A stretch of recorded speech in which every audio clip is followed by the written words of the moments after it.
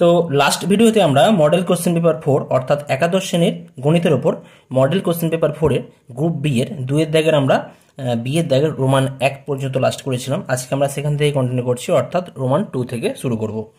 তো রোমান 2 কি আছে দেখে নাও। রোমান 2 আছে আমাদের প্রথম question, Roman 2 4x/5 - 5/2x whole to the power 8 এত এর বিস্তৃতিতে শেষ দিক থেকে তৃতীয় পদ কত হবে সেটা আমাদের নির্ণয় করতে হবে। তো এখানে কোশ্চেনে দেওয়া আছে এত এর বিস্তৃতিতে শেষ দিক থেকে তৃতীয় পদ। তো তার আগে দেখতে হবে আমাদের এই বিস্তৃতির এই যে আমাদের দ্বিপদ যে আমাদের উপপাদ্য রয়েছে, সেক্ষেত্রে এই রাশিকে যদি আমরা এক্সপান্ড করি বা বিস্তৃত করি তাহলে মোট কতগুলো পদ হবে। এখানে দেখো পাওয়ারে কত আছে, 8 আছে, তার মানে মোট পদ সংখ্যা কত, মোট পদ সংখ্যা কিন্তু এখানে 9 আছে। ওকে, মোট পদ সংখ্যা আছে 9। তো মোট পদ যদি 9 হয় এবং বলা আছে যে বিস্তৃতির শেষ দিক থেকে তৃতীয় পদ, তো শেষ দিক থেকে তৃতীয় পদ মানে কি, প্রথম দিক থেকে 9 - 3 + 1 তম পদ। এটা আমাদের খেয়াল রাখতে হবে। শেষ দিক থেকে তৃতীয় পদ সমান 9 - 3 + 1 তম পদ। কোন দিক থেকে না, প্রথম দিক থেকে 9 - 3 + 1 সমান 7 তম পদ বা সপ্তম পদ। 9 কি না, মোট পদ সংখ্যা। যেহেতু পাওয়ার 8 রয়েছে তাহলে এই রাশির বিস্তৃত করলে আমরা মোট পদ পাবো 9টা পাবো, সেই জন্য। আর শেষ দিক থেকে 3-এর জন্য এখানে 3 লিখেছি, আর +1 আমাদের ফর্মুলা আছে, সেই ফর্মুলা থেকে আমরা বলতে পারি তাহলে প্রথম দিক থেকে কততম পদ হবে, প্রথম দিক থেকে সপ্তম পদ হবে। অর্থাৎ তাহলে কি বলতে পারি, তৃতীয় পদ সমান এত এর বিস্তৃতিতে প্রথম দিক থেকে 9 - 3 + 1 সমান 7তম অথবা সপ্তম পদ। তো এত এর বিস্তৃতিতে আমরা সপ্তম পদ নির্ণয় করব। ঠিক আছে, তো এখানে ধরি সপ্তম পদ ইকুয়াল টু T7। ঠিক আছে, অতএব T7 ইকুয়াল টু আমরা কি লিখতে পারি, T6 + 1। TR+1 আমাদের ফর্মুলা আছে, তাহলে মানে এখানে কত হবে, এখানে n সমান কত আছে, এখানে n সমান দেওয়া আছে আমাদের 8 আছে না, প্রথমে আমাদের পাওয়ারে কত আছে 8 ছিল, তাহলে n মানে এখানে 8 আছে, রাইট।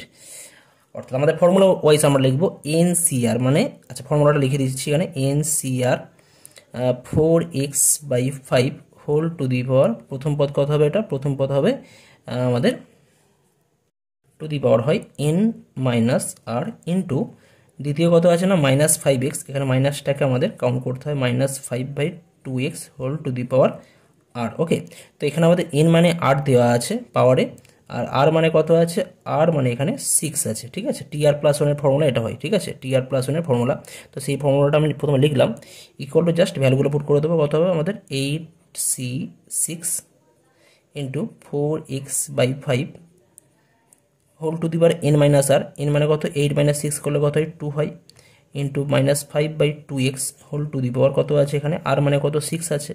এবার জাস্ট বসিয়ে আমাদের ক্যালকুলেশন করতে হবে। এখন এই জায়গা থেকে যদি আমরা ক্যালকুলেশন করি 8C6, তোমরা ক্যালকুলেটর ইউজ করলে পাবে 28 পাওয়া যাবে। ওকে, ইন্টু 4 স্কোয়ার মানে কত 16 হয়, আর এখানে 5 স্কোয়ার পাবো, আর এখানে 5 টু দি পাওয়ার 6 পাবো, তার মানে 5 স্কোয়ার যদি এখান থেকে ক্যান্সেল করলে পাওয়া যাবে 5 two the power 4, R 5 two the পাওয়ার 4 মানে কিন্তু হয়ে যায় 625, 5 5 25 25 25 625, আর নিচে পড়ে থাকছে আমাদের 2 two the power 6, 2 two the পাওয়ার 6 মানে হয়ে যায় 32 × 2 64, রাইট। ইন্টু এখানে কত আছে, এক্সের পাওয়ার স্কোয়ার আছে, এখানে এক্সের পাওয়ার কত আছে 6 আছে, অর্থাৎ পাওয়ারটা উপরে উঠে গেলে x টু দি পাওয়ার 2 - 6 হবে। এবার এই জায়গা থেকে যদি আমরা ক্যালকুলেশন করি 16 দিয়ে গেলে এটা 4 হবে, 4 দিয়ে গেলে 4 7 28, 7 দিয়ে কাটলে আমরা পাবো 7 5 35 5 হাতে 3, 7 2 14 3 17 7 হাতে 1, 7 6 42 1 43, 4375 4375 into x two the power কত -4 হয়ে যাচ্ছে। অর্থাৎ প্রদত্ত দ্বিপদ উপপাদ্যের ক্ষেত্রে বা রাশির ক্ষেত্রে বিস্তৃতির শেষ দিক থেকে তৃতীয় পদ সমান প্রথম দিক থেকে সপ্তম পদ equal to 4375 into x two the পাওয়ার -4।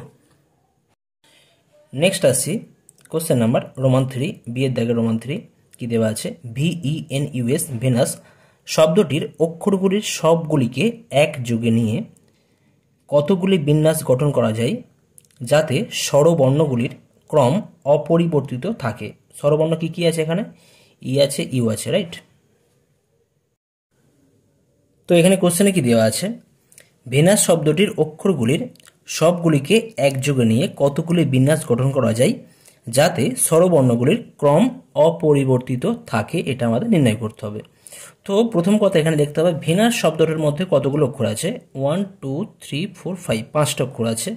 তার মানে আমরা বলতে পারি যে এই ভেনাস শব্দটির বিভিন্ন অক্ষরগুলো নিয়ে আমরা মোট কতগুলো বিন্যাস তৈরি করতে পারি সেটা আমরা প্রথমে লিখে নিতে পারি। অর্থাৎ কোনোরূপ শর্ত যদি না থাকে তাহলে এই ভেনাস শব্দটির বিন্যাস সংখ্যা কত হবে না 5 ফ্যাক্টোরিয়াল।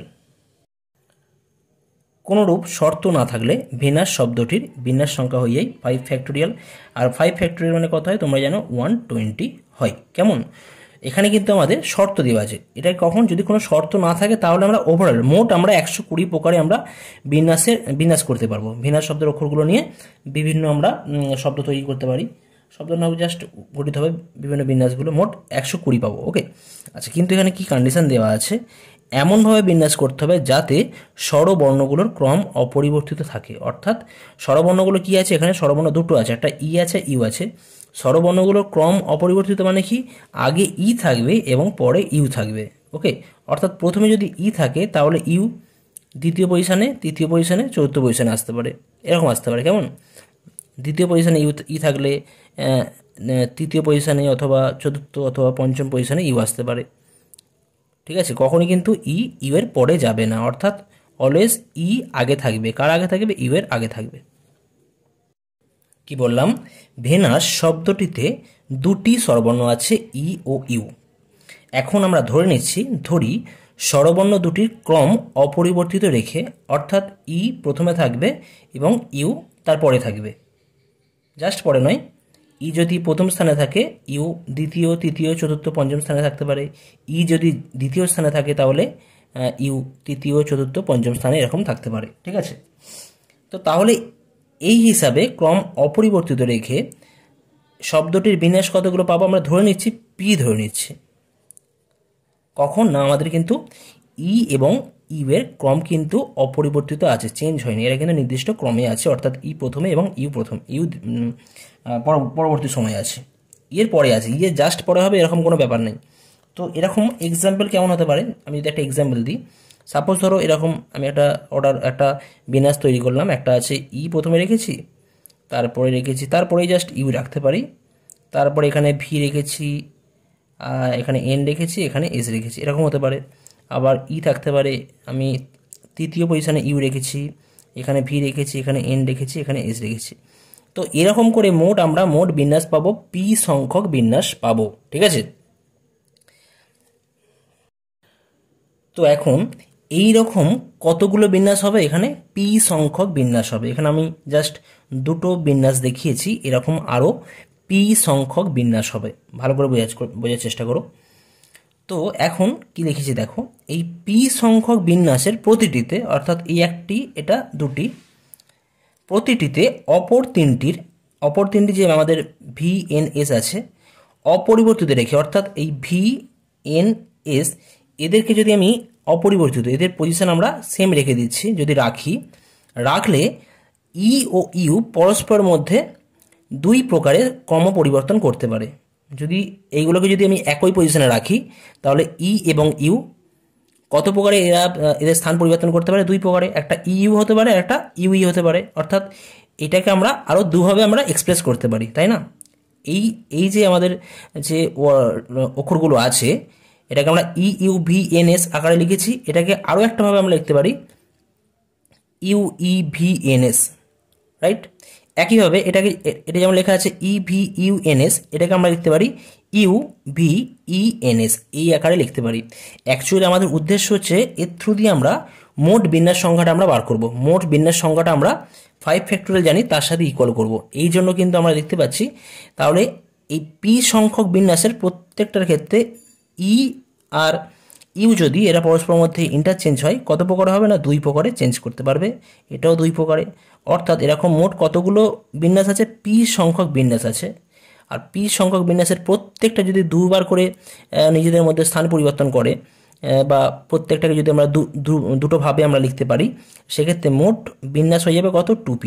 আর এই 2pটাই কিন্তু আমাদের এই 5 ফ্যাক্টোরিয়ালের সাথে ইকুয়াল।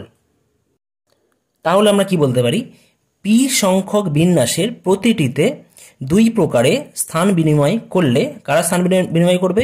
ই এবং ইউ। মোট 2p সংখ্যক বিভিন্ন বিন্যাস পাওয়া যাবে। মোট আমাদের কত ছিল? 5 ফ্যাক্টোরিয়াল ছিল প্রথমে, ঠিক আছে?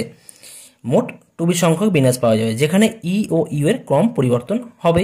এখানে ই আর ইউ আমরা ক্রম পরিবর্তন করছি, ঠিক আছে। আর আমাদের পি কি ছিল? পি ছিল আমাদের স্বরবর্ণ দুটির ক্রম অপরিবর্তিত রেখে মোট বিন্যাস সংখ্যা পি ছিল। আমাদের উদ্দেশ্য হচ্ছে পি বার করা, আমরা এটা ব্যাক ক্যালকুলেশনে করছি, ঠিক আছে। তো টুপির থ্রু দিয়ে তো আমরা টুপি কি আছে না মোট বিন্যাস সংখ্যা টুপি, আর মোট বিন্যাস সংখ্যা আমরা 5 ফ্যাক্টোরিয়াল জানি। অতএব কি বলতে পারি? 2p equal to 5 factorial. ওকে, অর্থাৎ 2p ইকুয়াল টু কত না, আমার এখানে আছে 120, অর্থাৎ পি এর ভ্যালু কত হয়ে যাচ্ছে? পি এর ভ্যালু হয়ে যাচ্ছে 60। আর পি কী ছিল? পি আমরা প্রথমে ধরে নিয়েছিলাম যে স্বরবর্ণ দুটো ক্রম অপরিবর্তিত রেখে শব্দটির বিন্যাস সংখ্যা পি ছিল, অর্থাৎ নির্ণয় আমাদের অ্যান্সার কত হয়ে যাচ্ছে এখানে? 60। কোশ্চেনে যেটা দেওয়া ছিল একযোগে নিয়ে কতগুলি বিন্যাস গঠন করা যাবে যাতে স্বরবর্ণগুলোর ক্রম অপরিবর্তিত থাকে, সেটা কত হয়ে যাবে না আমাদের 60 অ্যান্সার হয়ে যাবে। ওকে, বুঝতে না পারলে ভিডিওটা পজ করে আবার প্রথম থেকে আরেকবার দেখো, মাথা ঠান্ডা করে নিশ্চয়ই বুঝতে পারবে। ওকে, নেক্সট আসছি কোশ্চেন নাম্বার রোমান 4। দেখাও যে 3 to the power half, 9 to the power 1/4, 27 to the power 1/8, 81 to the power 1/16 dot dot dot অসীম পর্যন্ত এই ভ্যালু কত হবে? 9 হবে। তো এখানে কোশ্চেনে কি দেওয়া আছে? 3 to the power half dot 9 to the power 1/4, 27 to the power 1/8, 81 to the power 1/16 dot dot dot অসীম পর্যন্ত আছে। এর মান কত হবে সেটা আমাদের বলে দিয়েছে, 9 দেখাতে হবে, প্রুভ করে দেখাতে হবে। তো এটাকে আমরা কি লিখতে পারি? ইকুয়াল টু 3 টু দি পাওয়ার 1/2, এটা লেখা যায় 3 টু দি পাওয়ার 3 স্কোয়ার হবে নিশ্চয়ই, তাহলে 3 টু দি পাওয়ার 2/4 আমরা এটা লেখাই যায়, ইন্টু এটা 3 কিউব করলে 3 টু দি পাওয়ার 3/8, এটা হবে 3 3 9 3 27 3 3 টু দি পাওয়ার 4, অর্থাৎ 3 টু দি পাওয়ার এটা হবে 4/16, রাইট? এই হয়ে যাবে, ডট ডট ডট কন্টিনিউ হবে। তো এটাকে যদি আমরা এখন যোগ করে লিখি, যোগ করে লিখলে কত হবে? অসীম পর্যন্ত আছে, ইনফিনিটি পর্যন্ত আছে, ইকুয়াল টু, তো সূচকের নিয়ম, আমাদের সূচকের নিয়ম, সেখান থেকে বলতে পারি পাওয়ারগুলো অ্যাড হয়ে যায় গুণ হলে। 1/2 বেস তো ইকুয়াল 3 3 3 আছে, তাহলে পাওয়ারগুলো অ্যাড হয়ে যাবে 2/4 প্লাস 3/8 প্লাস 4/16 প্লাস আরও অনেক টার্ম থাকবে, ইনফিনিটি পর্যন্ত অনেকগুলো টার্ম থাকবে। তো আমরা এই সামটাকে ধরে নিচ্ছি, ধরে নিচ্ছি এই সামটাকে হাফ 2/4 প্লাস 3/8 ইকুয়াল টু ধরে নিচ্ছি, যেখানে লিখে দিই আমি এখানে, যেখানে S equal to 1/2 plus 2/4 plus 3/8 plus 4/16 plus dot dot dot infinity. Okay, এই সামটাকে আমি এক্স ধরে নিলাম। তো এস সমান এটা পেয়েছি আমরা half plus 2/4 plus 3/8 plus 4/16 plus dot dot dot infinity. এখন আমরা কি করব? হাফ অফ এস আমরা বার করব। এটা কেন করছি? এস এর মানটা নির্ণয় করার জন্য বার করছি। কেমন? এস এর মানটা নির্ণয় করার জন্য বার করছি, অর্থাৎ এস এর প্রত্যেকটা এলিমেন্টকে আমরা 2 দিয়ে ভাগ করি যদি, তাহলে কি পাবো? প্রথমটা হবে কত? 1/4, সেটাকে আমরা একটা এলিমেন্ট ছেড়ে আমরা লিখছি 1/4। কি করে পেলাম? 2কে 2 দিয়ে ভাগ করলে কত হবে? 1/2কে যদি আমরা 2 দিয়ে ভাগ করি 1/4 পাবো, সেইটাকে আমরা একটা টার্ম ছেড়ে লিখলাম ক্যালকুলেশন করার জন্য, এস এর মানটা নির্ণয় করার জন্য, কেন নয়? হ্যাঁ, আচ্ছা 1/4 প্লাস এটা কত হবে? যদি আমরা 2 দিয়ে ভাগ করি তাহলে 2 ক্যান্সেল হয়ে গেলে 1/4 পড়ে থাকবে এখানেও নিশ্চয়ই, বা 2/8 বলতে পারি এটাকে, 2/8, 4 2 8, 2 দিয়ে ভাগ করছি তো, তাই না? 2/4/2 করলে 4 2 8 হবে, এটা কত হয়ে যাবে আমাদের? 3/16 হবে, plus 3/16 plus dot dot dot এরকম কন্টিনিউ হবে। ওকে, এখন আমরা কি করব? বিয়োগ করব। কি করব? বিয়োগ করব। বিয়োগ যদি করি তাহলে কি পাবো? এখান থেকে বিয়োগ করে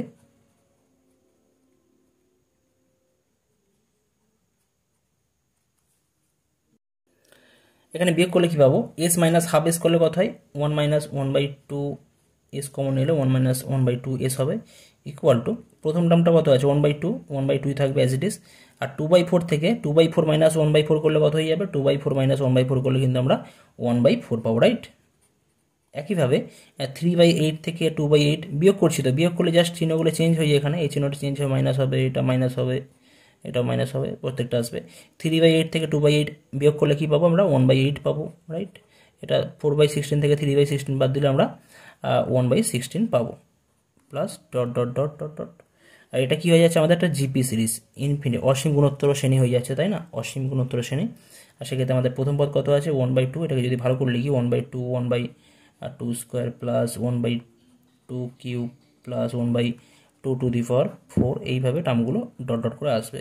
এটা অসীম গুণোত্তর শ্রেণী, তার মানে এর প্রথম পদ a আছে আর সাধারণ অনুপাতও কিন্তু এখানে r আছে। তাহলে আমাদের ফর্মুলা অসীম গুণোত্তর শ্রেণীর ক্ষেত্রে আমাদের সামেশনের ফর্মুলা হয় a/1 - r। তো a মানে কত আছে 1/2 আর 1 - r, 8 তো একের চেয়ে ছোট হাফ রয়েছে, এটা 1/2। তাহলে হাফ মাইনাস হাফ আর হাফ 1 - হাফ করলে হাফ পাবে, এটা 1 হয়ে যাচ্ছে। ওকে, তো তার মানে কি পাচ্ছি এখানে 1 - হাফ এস করলে এখান থেকে পাওয়া যাচ্ছে 1 - half equal to 1/2 Times S equal two 1, অর্থাৎ বলতে পারি এস ইকুয়াল টু কত 2 হয়ে যাচ্ছে, এস ইকুয়াল টু কত 2 হয়ে যাচ্ছে। তাহলে প্রদত্ত রাশি অর্থাৎ আমাদের যে কোশ্চেনটা দেওয়া ছিল প্রদত্ত রাশির মান কত ছিল 3^s, 3^s, আর এস এর মান কত পেলাম 2 পেয়েছি, অর্থাৎ 3² ইকুয়াল টু 9। এটা কিন্তু আমাদের প্রমাণ করতে দেওয়া ছিল, এটাই প্রুফ হয়ে যাচ্ছে, তোমরা প্রুফ লিখে দেবো। নেক্সট আসছি সি এর দাগের রোমান 1 কি দেওয়া আছে দেখো 12x² - 4y² ইকুয়াল টু 3 পরাবৃত্তের ওপর অবস্থিত 1/√3, 1/2 বিন্দুর প্যারামেট্রিক স্থানাঙ্ক কত হবে। তো এখানে কোশ্চেনে কি দেওয়া আছে এত পরাবৃত্তের ওপর অবস্থিত 1/√3, 1/2 বিন্দুর প্যারামেট্রিক স্থানাঙ্ক নির্ণয় করতে হবে। তো আমরা প্রথমে কি করব, পরাবৃত্তের যে সমীকরণ দেওয়া আছে সেটাকে আমরা একটু গুছিয়ে লেখার চেষ্টা করব। কি দেওয়া আছে 12x² - 4y² ইকুয়াল টু 3, অর্থাৎ এখান থেকে যদি আমি 3 দিয়ে ভাগ করি তাহলে কি পাবো x²/3, এটা চলে যাবে এটা 3/12, রাইট। 12টাকে জাস্ট নিচে নামিয়ে আনছি, minus y²/3/4, right, equal to 1, অর্থাৎ বলতে পারি এটা হয়ে যাচ্ছে আমাদের কত না x²/1/4 অ্যান্ড মাইনাস y² এটা হয়ে যাবে 3/4, যেমন আছে তেমনই থাকবে, ইকুয়াল টু 1। তো সাধারণত পরাবৃত্তের সমীকরণ কি হয় x²/a² মাইনাস y²/b² হয়। তো এখানে a² মানে কত আছে, a² মানে আছে 1/4 আর b² মানে কত আছে 3/4। তার মানে a কত হয়ে যাবে, a ইকুয়াল টু আমি যদি পজিটিভ মান নিই, পজিটিভ মান নিলে এটা হবে 1/2 আর b এর ক্ষেত্রে যদি আমরা পজিটিভ মান নিই √3/2 হবে।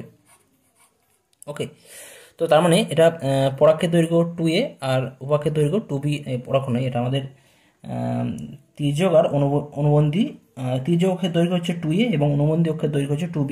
তো সেই জায়গা থেকেও তোমরা বার করতে পারো। যাই হোক, আমরা a আর b বার করলাম। তো আমরা ধরে নিচ্ছি এখন যে 1/√3, 1/2 বিন্দুর প্যারামেট্রিক স্থানাঙ্ক কি হয় না a sec phi b tan phi, a sec phi b tan phi। এখানে a মানে কত আছে 1/2, তাহলে বলতে পারি এটা 1/2 sec phi and 1/2 b tan phi, b মানে কত √3/2 tan phi। অ্যাকচুয়ালি কি হয়, পরাবৃত্তের ওপর অবস্থিত যে কোনো বিন্দুর স্থানাঙ্ক আমরা a sec phi R b tan phi নিয়ে আকারে নিতে পারি। তো এখানে আমরা জাস্ট ধরে নিচ্ছি যে এত বিন্দুর প্যারামেট্রিক স্থানাঙ্ক এত, ঠিক আছে। তাহলে এর সাথে যদি এটা কম্পেয়ার করি তাহলে কি হয়ে যাবে 1/2 sec phi ইকুয়াল টু কত হবে 1/√3, অর্থাৎ বলতে পারি আমরা sec phi, আরেকটা কথা হয় আরেকটা বলতে পারি √3/2 tan phi ইকুয়াল টু কত হবে, এটা 1/2 হবে, ঠিক আছে। যাই হোক, sec phi ইকুয়াল টু হয়ে যাচ্ছে 2/√3, sec phi ইকুয়াল টু 2/√3 হয়ে গেলে আমরা বলতে পারি এখান থেকে আমাদের phi এর ভ্যালু হয়ে যাবে কত না 30 ডিগ্রি, রাইট। কারণ cos 30 ছিল √3/2, তাহলে sin 30 হবে 2/√3।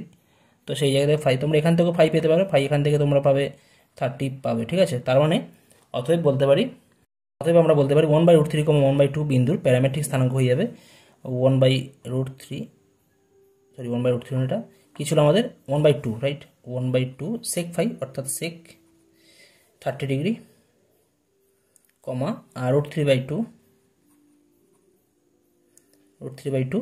tan phi মানে 30 ডিগ্রি। তো এটা হয়ে যাচ্ছে আমাদের অ্যান্সার। নেক্সট আসছি আমাদের সি এর দাগের রোমান 2 কি দেওয়া আছে জেড অক্ষের ওপর সেই বিন্দু নির্ণয় করো যার 2, -3, -2 বিন্দু থেকে দূরত্ব √29 একক। তো কোশ্চেন ওয়াইজ আমরা ধরে নিচ্ছি, জেড অক্ষের ওপর অবস্থিত কোনো বিন্দুর স্থানাঙ্ক হচ্ছে 0, 0, জেড। অ্যাকচুয়ালি জেড অক্ষের আমাদের 3টে অক্ষ যদি হয় 3 ডাইমেনশনের ক্ষেত্রে এক্স অক্ষের ওপর অবস্থিত কোনো বিন্দুর স্থানাঙ্ক x, 0, 0, ওয়াই অক্ষের ওপর 0, y, 0 এবং জেড অক্ষের ওপর কোনো বিন্দুর স্থানাঙ্ক হয় 0, 0, জেড, ঠিক আছে। জেড যে কোনো বাস্তব সংখ্যা হতে পারে এখানে। তো প্রশ্ন অনুসারে কি দেওয়া আছে, প্রশ্ন অনুযায়ী বলা আছে যে এখানে আমাদের 2, -3, -2 বিন্দু থেকে দূরত্ব কত √29 দেওয়া আছে। তো প্রশ্ন অনুসারে বলা আছে যে 0,0,z থেকে এত বিন্দু থেকে 2, -3, -2 বিন্দু দূরত্ব কত না √29 একক। তার মানে আমরা এখান থেকে কি বলতে পারি, রুট ওভার অফ ফর্মুলা আমাদের x2 - x1 অর্থাৎ 2 - 0 whole square plus y2 - y1 -3 - 0 whole square plus z2 - z1 অর্থাৎ -2 - z whole square equal to কত দেওয়া আছে √29 দেওয়া আছে। এখান থেকে যদি আমরা একবারে ক্যালকুলেশন করি আর রুট যদি তুলে দিই তাহলে কি হয়ে যাবে, 2 দিয়ে 4, 3 3 9 আর প্লাস একটা 2 + z তার হোল স্কোয়ার হবে। ঠিক আছে, 2 + z whole square equal to কত 29। বোথ সাইডে আমরা রুট তুলে দিলাম, কেমন। তার মানে এখন হয়ে যাচ্ছে কত না 2 + z whole square equal to হয়ে যাবে আমাদের 29 - 9 করলে 20 - 4 করলে 16 হবে। অর্থাৎ এখান থেকে বলতে পারি আমরা 2 + z ইকুয়াল টু +-4 হবে। তো একবার অর্থাৎ z সমান কত হয়ে যাবে, যদি আমরা +4 নিই +4 - 2 করলে 2 পাওয়া যাবে, আর একবার যদি আমরা -4 নিই তাহলে পাবো -4 - 2 করলে -6 পাবো। অর্থাৎ নির্ণেয় বিন্দুর স্থানাঙ্ক হয়ে যাবে z অক্ষের উপর অবস্থিত নির্ণেয় বিন্দুর স্থানাঙ্ক বলতে পারি আমরা z অক্ষের উপর অবস্থিত নির্ণেয় বিন্দুর স্থানাঙ্ক হবে 0,0,2 এবং 0,0,-6, এটাই অ্যান্সার। তো আজকের ভিডিওতে আমি এই পর্যন্তই তোমাদের প্রোভাইড করলাম সলিউশন। পরবর্তী ভিডিওতে আরও একটা ভিডিও বানাতে হবে, তাহলে ভিডিও খুব বেশি লেন্থি হয়ে যাচ্ছে। তো পরবর্তী ভিডিওতে তোমাদের এই মডেল কোশ্চেন পেপার 4 এর গ্রুপ বি এর আরও যে 4টে প্রবলেম বাকি আছে সেই সমস্ত প্রশ্নের সমাধান নিয়ে আলোচনা করব।